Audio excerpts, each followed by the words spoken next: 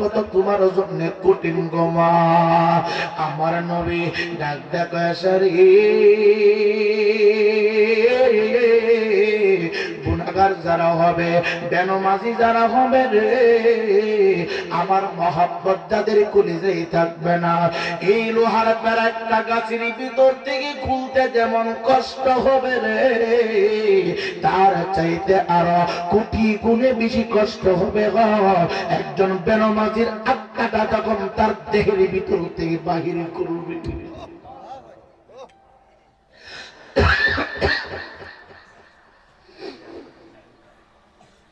সাথী নাই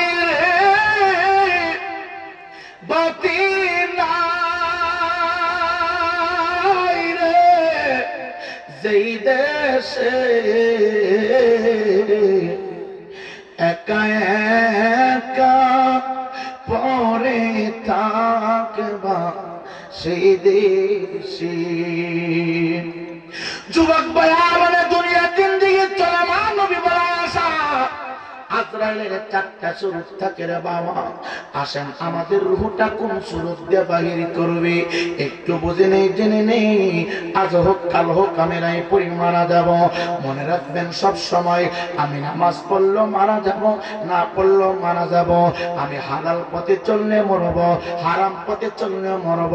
আমি 24টা ঘন্টা ইবাদত করলে মরব, 24টা ঘন্টা গুনাহের কাজের ভিতরে থাকলে মরব। কিন্তু মরণটা দুই ধরনের হয়, একটা মৃত্যু জাহান্নামী আর একটা মৃত্যু জান্নাত। এখন চিন্তা করেন কোন রাস্তায় আপনার মরণটা চান।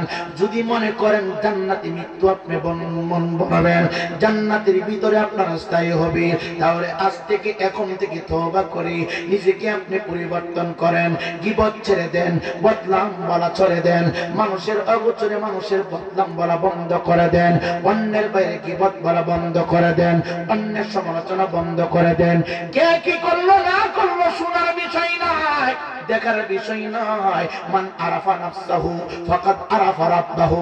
আগে তুমি নিজেকে নিজে যাচাই করো, আগে তুমি নিজেরে নিজে চিনো, তারপরে তুমি তোমার প্রভুর দিকে দৌড়াও। আমার ভাই কি করেছে আমার দরকার নাই, দরকার নাই। আমি আমার নিজেকে চিনব, আমি কতটুকু, আমি কেমন, আমার চরিত্র কেমন, আমার আমল কেমন, আমার আখলাক কেমন, আমার জবানটা কেমন। সমাজের ভিতরে 90% মানুষ অগোচরে মানুষের বদনাম বলে। আল গিবাদু আসাদ্দু মিনাল জিনা, আল গিবাদু আসাদ্দু মিনাল জিনা। এ যুবক ভাই, গীবত করলে জিনার চাইতে বড় খারাপ গুনাহ হয়। এ যুবক ভাই, গীবত করলে হায়াত কমে যায়, হায়াত কমে যায়। গীবত করলে হায়াত কমে, মিথ্যা বললে হায়াত কমে, জিনা করলে হায়াত কমে। বলবেন হুজুর জিনা তো আমরা করি না, করেন না কিভাবে? হাতের জিনা হয়, পায়ের জিনা হয়, চোখের জিনা হয়, বডির জিনা হয়, নফসের জিনা হয়। শুধু অন্য মহিলার সাথে মেলামেশা করলেই জিনা হয় না। আপনি চোখ দিয়া বেগানা নারীর দিকে তাকালেন, চোখের জিনা হচ্ছে। আপনি কান দিয়া বেগানা মহিলার গান শুনলেন, কানের জিনা হচ্ছে। আপনি হাত দিয়া অন্যায় ভাবে ধরলেন, হাতের জিনা হচ্ছে। জিনা করার জন্য রে পা দিয়া হাইটা হাইটা যাইতেছেন, পায়ের জিনা হয়ে যাচ্ছে। এ যুবক তুমি যদি আজরাইল আলাইহিস সালাতু ওয়াস সালামের সামনে হাজির হয়ে যাও, জানি সুরটা কেমন হবে। জাতির পিতা ইব্রাহিম ডাক দেয়া কয়, জগতের মানুষ, আমার পূর্বে অনেক নবী রাসূল দুনিয়াতে ছিল, সবাই একে একে চলে গেছে। আমি মাওলারে বললাম, আল্লাহ আমি চলে যাব। চলে যাওয়ার আগে ইব্রাহিম আলাইহিস সালাতু ওয়াস সালাম বলে, আমি চলে যাওয়ার আগে আজরাইলের সাথে একটু কথা বলতে চাই। আজরাইলের সাথে সাক্ষাৎ হয়ে গেল। ডাক দিয়া কইব,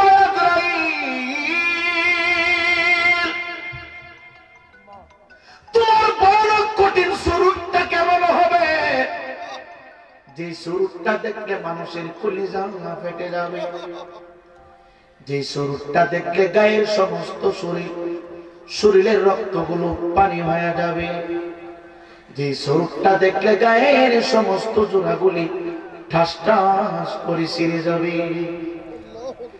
যে সুরটা দেখতে গায়ের সমস্ত রঙগুলি ঠাস ঠাস করে আলাদা আলাদা হয়ে যাবে। ভাই আমি ওই সুরটা একটু দেখতে চাই। আজরাইল ডাক দেয়া কই হুজুর গো আপনি সহ্য করতে পারবেন না, আপনি নিজেকে নিজে স্থির রাখতে পারবেন না। জাতির পিতা ইব্রাহিম খলিলুল্লাহ ডাক দিয়া কই না আমি সামান্য সময় একটু দেখতে চাই। আজরাইল বলে আপনি পারবেন না, নিজের ধরে রাখতে পারবেন না। আজ আসি তো কালকে নাই, নিঃশ্বাসের কোনো বিশ্বাস নাই বাবা। আজ আসি তো কালকে নাই, নিঃশ্বাসের কোনো বিশ্বাস নেই। দমে দমে দম ফোড়ালো, দমে দমে দম ফোড়ালো, এইদিকে কারো চিন্তা নাই।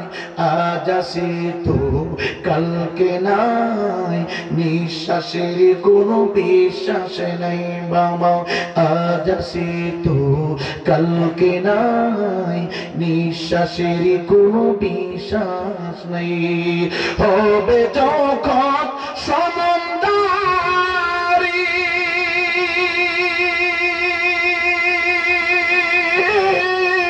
বন্ধ হবে দুনিয়াদারি, হবে যখন সমন্দারি বন্ধ হবে দুনিয়াদারি, সব ছাড়িয়া যাবে তুমি পরে থাকিবে কবরায়।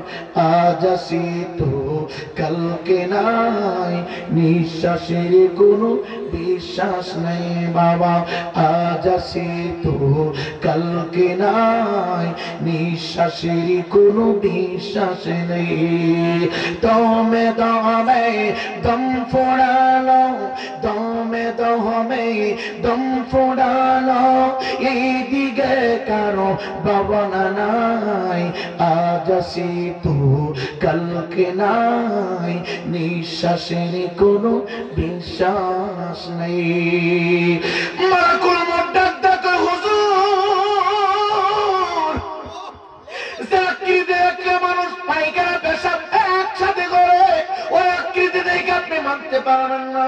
যে আকৃতি দেখলে মানুষের মগজ পানি হয়ে যায়, ওই আকৃতি আপনি দেখে নিজের স্থির রাখতে পারবেন না।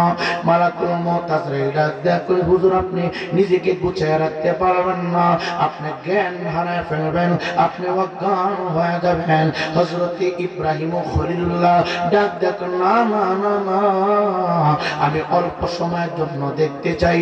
এবার মালাকুল মউত আজরাইল আলাইহিস সালাতু ওয়াস সালাম এই বন্ধের বাবা এটা তোমার জন্য শিক্ষা, এটা আমার জন্য শিক্ষা, প্রত্যেকটা জীবিত প্রাণীর জন্য শিক্ষা। প্রত্যেকটা জীবিত প্রাণীর সামনে মালাকুল মউত হাজির হবে, কারো সামনে সাধারণ বেশে, কারো সামনে অসাধারণ বেশে, কারো সামনে জান্নাতি রুমাল নিয়ে হাজির হবে, কারো সামনে জাহান্নামের পোশাক নিয়ে হাজির হবে।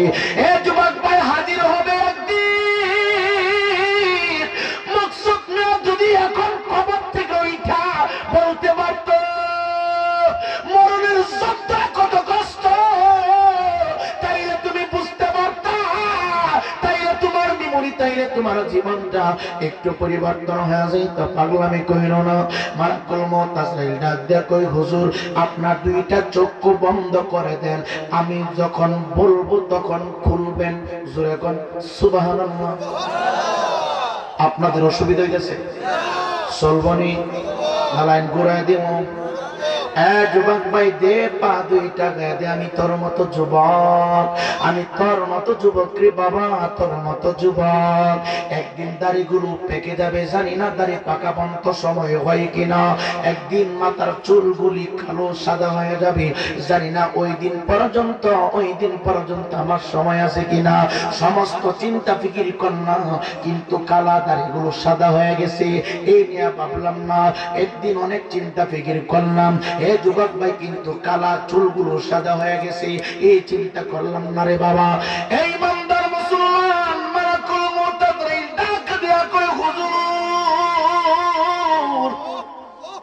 আপনার নবুয়তের চক্ষু মুবারক সামান্য সময়ের জন্য একটু বন্ধ করে দেন, আপনি বাতিটা একটু নিভায়া দেন, আপনি বাতিটা আর সুইচ একটু বন্ধ করে দেন।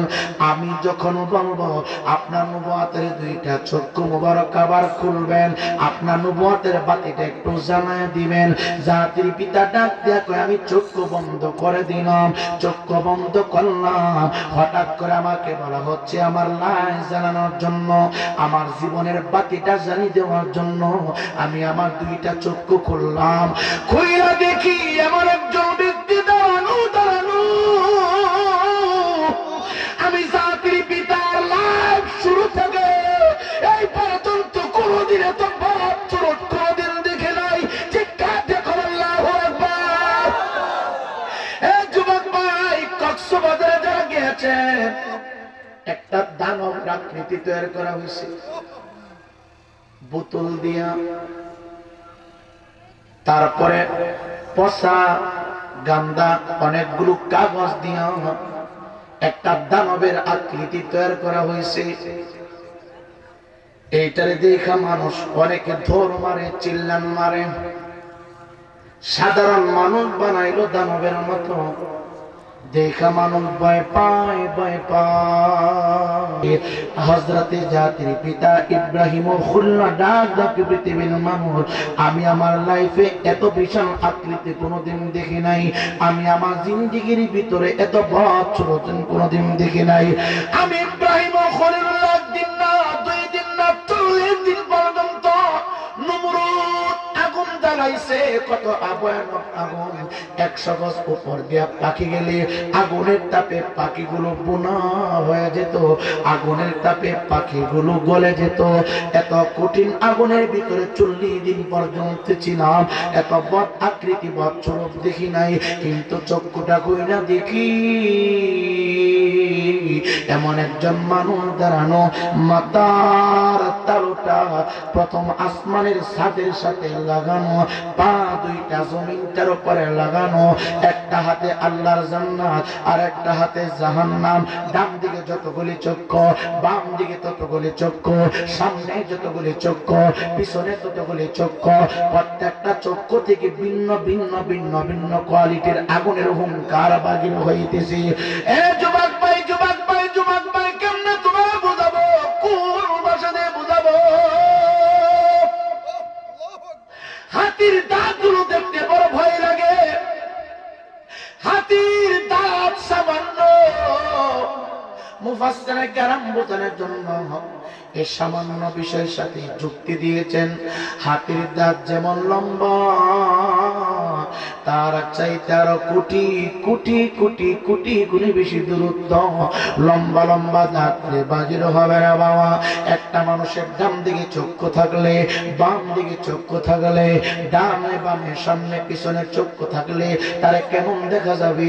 চুলগুলি যদি লম্বা থাকে, আপনি জানেননি এই জমিন থেকে প্রথম আসমানের ছাদ পর্যন্ত দূরত্ব যদি আপনি মাপেন 500 বছরের রাস্তার জবাব, 500 বছরের রাস্তা।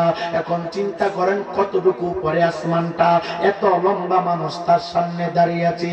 আগুন দাও দাও করে প্রত্যেকটা চোখ থেকে বাইর হইতেছে।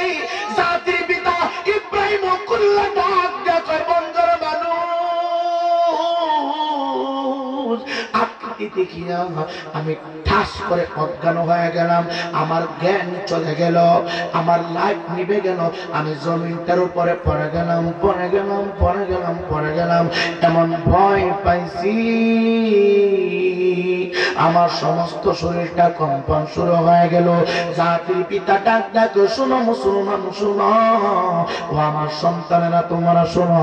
জাতির পিতা আমাদের আব্বা, আল্লাহ কই মিল্লাতা আবিকুম ইব্রাহিম ওয়া সাম্মাকুমুল মুসলিমিন। জাতির পিতা আমাদের আব্বা, জাতির পিতা ইব্রাহিম খলিলুল্লাহ আমাদের আব্বা। এই মন্দার মুসলমান ডাক ডাক আমাদের বাবা, ডাক ডাক শোনো মন্দার মানুষ। মাহফিল যারা সাজিয়েছো, মাহফিল সাজালে কষ্ট হবে, এটাই স্বাভাবিক। ওয়াজের জন্য টাকা চাইলে মানুষ মানুষ কষ্ট পায়, মসজিদের চাঁদা উঠাইতে গেলে মানুষ মুখ বাঁকা করে, মাদ্রাসার চাঁদা উঠাইতে গেলে মানুষ মুখ বাঁকা করে, কিন্তু বাউল গানের চাঁদা উঠাইতে গেলে সবাই হাসি খুশি টাকা মারে। এই কথা বল ঠিক না? মাহফিলের জন্য চাঁদা চাইবেন, মুখটা কালা হয়ে যায়, বিভিন্ন অজুহাত ফতোয়া দেয়। শুরুতে কষ্টে কথাগুলো বলছি, মাহফিলের চাঁদা যুবক ছেলেরা উঠাইতে যাইয়া বড় পরিশ্রম করে না। আমি আমার যুব সমাজকে বলবো, রাগ করবেন না। 10টা টাকা চাঁদা উঠাইতে যাইয়া আপনি যতটা কদম সামনে দিছেন, যতদিন কদম দিছেন, কোরআন হাদিস যদি সত্য হয় আপনি মানে, প্রত্যেকটা কদমে কদমে ফেরেশতারা আপনার আমলনামার ভিতরে 10টা করে নেক ঢুকাইছি, একটা করে অপরাধ ক্যান্সেল করে দিয়েছি। চিৎকার দিয়ে কি আল্লাহু আকবার বলা যাবে না? একটু আওয়াজ দিয়ে বলেন না ইয়া রাসূলুল্লাহ। ধরেন 500 টাকা একজনের চাঁদা দিবে, তার বাড়িতে 3 দিন গেল। 1000 টাকা চাঁদা দিবে, তার বাড়িতে 5 দিন গেল। যাইতে লাগে 10 মিনিট, আসতে লাগে 10 মিনিট। যাইতে 1000 কদম, আসতে 1000 কদম। আল্লাহর কসম, নবী কামলে আলা বলে, নেক কাজের জন্য যতটা কদম সামনে দিবা, প্রতিটা কদমে কদমে গুনাহ ক্যান্সেল হয়, প্রতিটা কদমে কদমে আমলনামার ভিতরে নেক লেখা হয়। আরো জোরে বলেন না। এই প্রেম খুল্লাটাকে শুনো, আমার কাছে এমন মনে হয়েছে গোটা চুনারগঞ্জ থানা না, রায়পুরা থানা না, নরসিংদী জেলা না, সিলেট বিভাগ না, ঢাকা বিভাগ না, যত জায়গায় কূপ আছে, খাল আছে, বিল আছে, নদী আছে, সমস্ত পানিগুলো যদি উঠাইয়া একত্রিত করিয়া ওই মানুষটার মাথার উপরে কেউ ঢালতে শুরু করে, ঢালতে ঢালতে পানি শেষ। আল্লাহর কসম, এত বড় আকৃতি, এক ফোঁটা পানি জমিনটার উপরে পড়বে না, জমিনটার উপরে পড়বে না। বলবেন হুজুর বিশ্বাস করি না। বিশ্বাস তখনই করবেন রে বাবা, তখন বলার মতো আপনার বাক শক্তি থাকবে না। এ যুবক ভাইরা, সময় চলছে চলছে চলছে চলছে, গাড়ি রাস্তায় চলো, হঠাৎ করে দেখবেন সিএনজি চলতেছি, গ্যাস শেষ হয়ে গেলে সিএনজি আর চলালাম, চাক্কা যদি পাংচার হয়ে যায় সিএনজি আর যায় না। আপনি মোটর সাইকেল চালাইতেছেন, তেল শেষ, মোটর সাইকেল চলে না, ব্যাটারি চার্জ শেষ, অটো আর রিক্সা সামনে যায় না। তেমনি বাবা হায়াত যখন শেষ, গাড়ির তেল যেখানে শেষ হয় ওই জায়গার ভিতরে ইঞ্জিন স্টার্ট বন্ধ হয়। এ যুবক ভাই, গাড়ি বুঝে না করে ডাকাতি হবে কিনা, গাড়ি মানে না করে সমস্যা হবে কিনা, দেখবেন মাঝে মাঝে রাত্রে আপনি চলতেছেন, হঠাৎ করে গাড়ির স্টার্ট বন্ধ হয়ে গেছে, চেক দিলেন ব্যাটারি চার্জ নাই, চেক দিলেন গাড়িতে তেল নাই, আপনি মনে মনে কোন আইরে গাড়ি এমন একটা জায়গার ভিতরে তুই থামলে যেই জায়গাটা আমার জন্য বিপজ্জনক। এ যুবক ভাই, গাড়ি কয় বিপদ হবে কি হবে না আমি জানি না, আমার আল্লাহ ডাক দেখাই না, মা তাকুলু ইউদরিকুমুল মাউতু ওয়ালাউ কুনতুম ফি বুরুজিম মুশাইয়াদা। বান্দা বাহাদুরি করিস না, বাহাদুরি করিস না। রাত 12টার পরে বাহির হইলে আমি আল্লাহ তোরে টান মাইরা কবরে আনতে পারি, রাত 3টার পরে তুই বাহির হইলে আমি আল্লাহ টান দিয়া তোরে কবরে ঢুকাইতে পারি। রাত 4টায় তুই ঘুমাইলে ফেসবুক চালাইয়া চালাইয়া চালাইয়া চালাইয়া পড়া দেখতে দেখতে তোর হঠাৎ করে চোখে ঘুম চলে আসি, আমি আল্লাহ তোরে ঘুমের ভিতরে মরণ দিতে পারি। অনেক মানুষ ঘুমের ভিতরে ময়রা যায়, অনেক মানুষ ঘুমের ভিতরে ময়রা যায়। এই জন্য বনগার যুবকদের পা 2 টাকা দে, তোর পায়ে বই আল্লাহ উস্তে বলি, ঘুমানোর সময় নোটবুক মহিলাদের ড্যান্স তুই দেখিস না, ঘুমানোর আগে আগে আউলা বাউলা গান তুই শুনিস না, শুনিস না। বলা যায় না যুবক, তুই মোবাইল টিপতে টিপতে ঘুমায় গেলি, ওই ঘুমের ভিতরে আল্লাহ যদি রাগ হইয়া তোর আত্মাটা নিয়ে নেই, তোর ঠিকানা হবে ইন্না আতাদনা লিজ্জালিমিনা নার।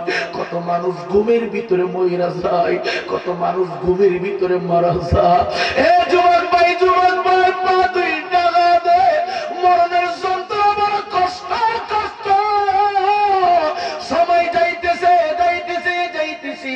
40 দিন আগে আমি রায়পুরীর কাছে একটা চিঠি আসি, 40 দিন আগে এই সভাপতির কাছে চিঠি আসবে, 40 দিন আগে তোর বাড়িতে চিঠি আসবে, 40 দিন আগে তোর মায়ের কাছে চিঠি আসবে। ওই চিঠির ভিতরে লেখা আছে, বান্দা দুনিয়াতে যা করেছো আর সময় নাই, সময় নাই, মাত্র 40টা দিন বাকি আছে, 40 দিন বাকি আছে। নবী কামলেওয়ালা হায়াতুন নবী, জিন্দা নবী বলে, মানুষকে নেওয়ার 40 দিন আগে তার বাড়িতে চিঠি পাঠানো হয়, তাকে সংবাদটা দেওয়া হয়, তাকে সতর্ক করানো হয়। এ যুবক ভাই, যারা দুনিয়া দুনিয়া নিয়ে ব্যস্ত, দেখবেন অনেক মানুষ মৃত্যুর কিছুদিন পূর্বে সম্পদ ভাগাভাগি কইরা সব সন্তানেরা বুঝাইয়া দেয়। আসেনি মনে হয়, বুঝেন না, বুঝেননি, বুঝেননি, আসেনি, এমন আসেনি, শুনেন না কি কই হাদিসে। আল্লাহ আমাদের সকলকে নবীওয়ালা জিন্দেগি দান করে, জোরে করে আমিন। সকলে একটু দরুদ শরীফ পড়েন, আল্লাহুম্মা সাল্লি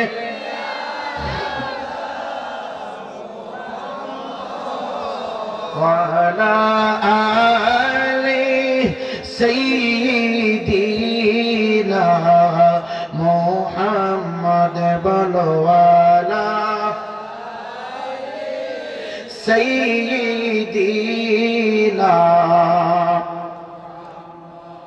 আইসা তুমি ধরার বুকে একলা, যাইবা তুমি কবর গরে একলা। আইসা তুমি ধরার বাদে মরে একলা, যাইবা তুমি কবর গরে একলা। এ যুবক ভাই, ভাবি ওরা তোমার কাছে চিঠি আসবে না মৃত্যুর 40 দিন পূর্বে রে বাবা। প্রত্যেকটা মানুষের কাছে আজরাইল আলাইহিস সালাতু ওয়াস সালাম বার্তা পাঠায়, ডাক দেয়া কয়, বনগাঁওয়ের রহিমউদ্দিন, এতদিন যা করছো করছো, আর মাত্র 40 দিন বাকি রে।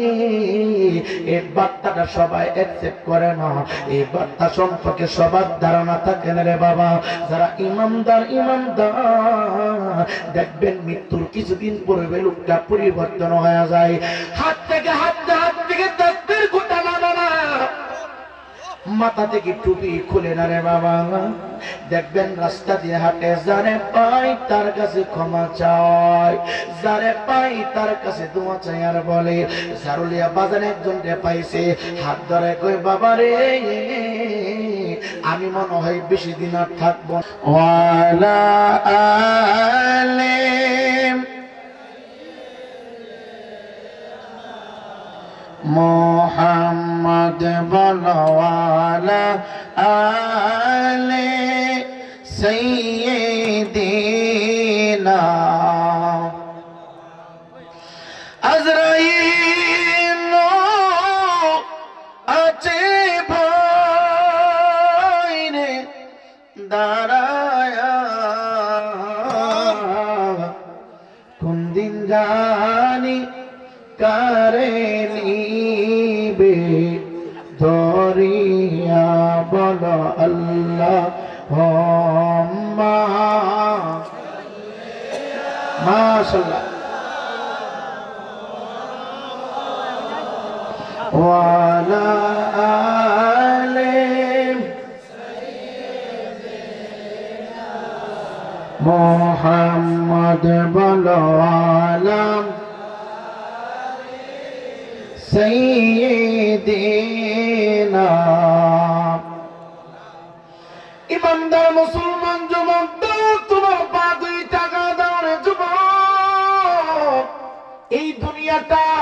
প্রত্যেকটা মানুষের জন্য ক্ষণস্থায়ী রে বাবা।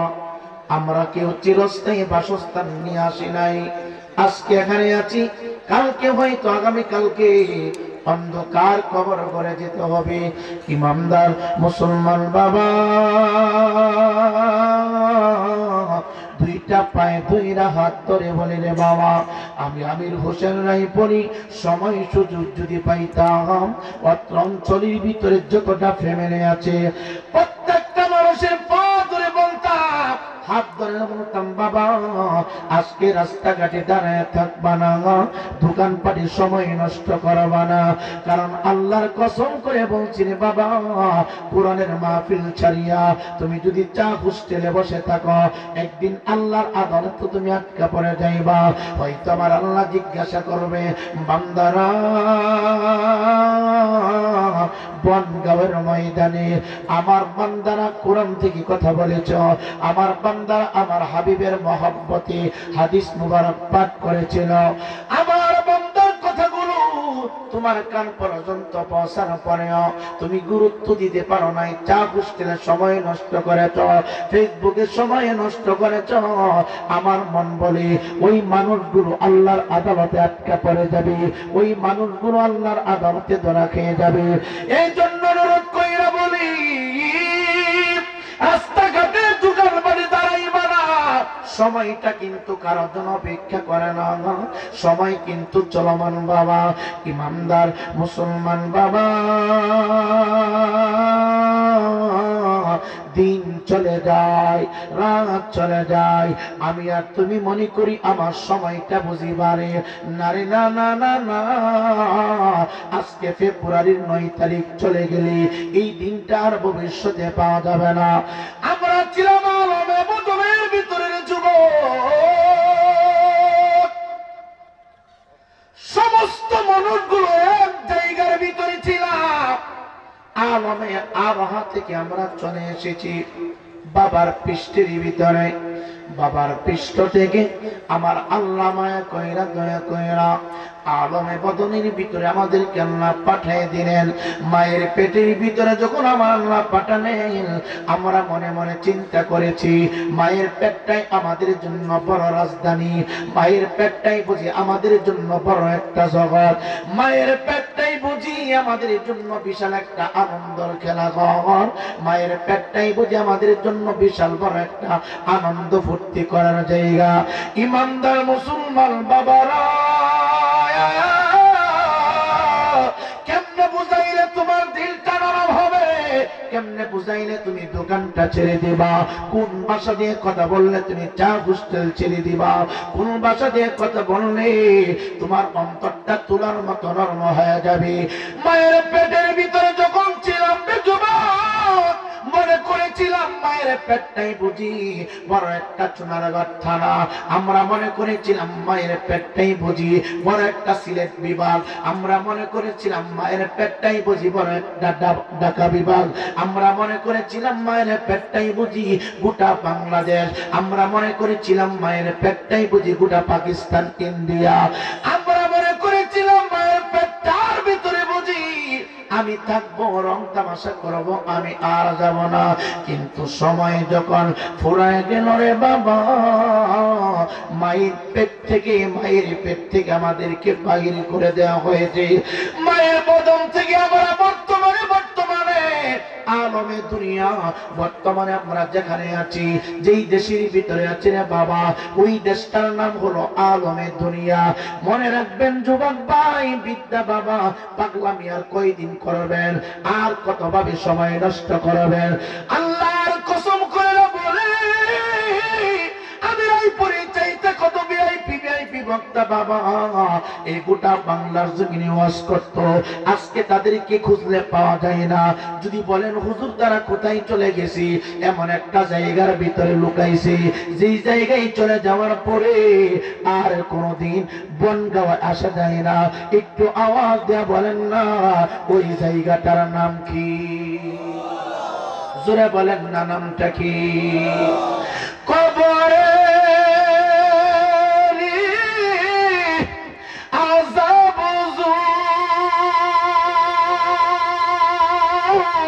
যুব দেখিত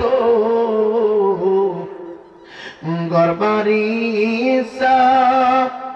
রিয়া পাগল হইতো আমার মরণে কতদিন বাকি আমি জানিলাম না গো আল্লাহ মরণে কতদিন বাকি আমার জীবনের কতদিন বাকি আমি জানিলাম না গো আল্লাহ মরণে কতদিন বাকি আজরাইল আসিয়া বাইরে হস্তে দিবে রশি আজরাইল আসিয়া বাইরে পায়ে বাঁধবে রশি আজরাইল আসিয়া বাইরে হাতে বাঁধবে রশি তখন আমার মন বাই করবে লুকালুকি আমি জানিলাম না গো আল্লাহ মরণের কতদিন বাকি আমার জীবনের কতদিন বাকি আমি জানিলাম না গো আল্লাহ মরণের কতদিন বাকি 40 দিনের আগে যুবক মতের নিশানি 40 দিনের আগে বাবা মতের নিশানি আজরাইল দয়রানি বচকে দিয়াম দিয়ামি জানিলাম না গো আল্লাহ মরণে কতদিন বাকি আমার জীবনে কতদিন বাকি আমি বুঝিলাম না গো আল্লাহ মরণে কতদিন বাকি হায়াত হইল হাতে বাইরে মত লেখা পায়ে হায়াত হইল হাতে যুবা মত লেখা পায়ে যেখানে যার মরণ লেখা সেখানে সেই মরে আমি জানিলাম না গো আল্লাহ মরণের কতদিন বাকি আমার জীবনের কতদিন বাকি আমি জানিলাম না গো আল্লাহ মরণের কতদিন বাকি হ্যাঁ যুবক ভাইয়ার দুনিয়ার জিন্দেগি চলমান চলমান চিরদিন আমি রাইপুরি থাকবো না রে আপনিও থাকবেন না এই পৃথিবীতে একজন মানুষও থাকবে না সমস্ত মানুষগুলো আলমের দুনিয়া থেকে এমন একটা জায়গার ভিতরে চলে যাবে রে বাবা ওই জায়গাটার নাম হলো আলমে বরজাখ ওই জায়গাটার নাম হলো আলমে বরজাখ ইমানদার মুসলমান বাবারা কেমনে তোমার বুঝাবো কোন ভাষা দিয়ে বুঝাবো দুনিয়াটা প্রত্যেকটা মানুষের জন্য মুসাফির হালতের মতো চলাফেরা দুনিয়াটা প্রত্যেকটা মানুষের জন্য মুসাফির জিন্দেগি বাবা এই দুনিয়া আর দুনিয়া সিজনুল মুমিনিনা ওয়া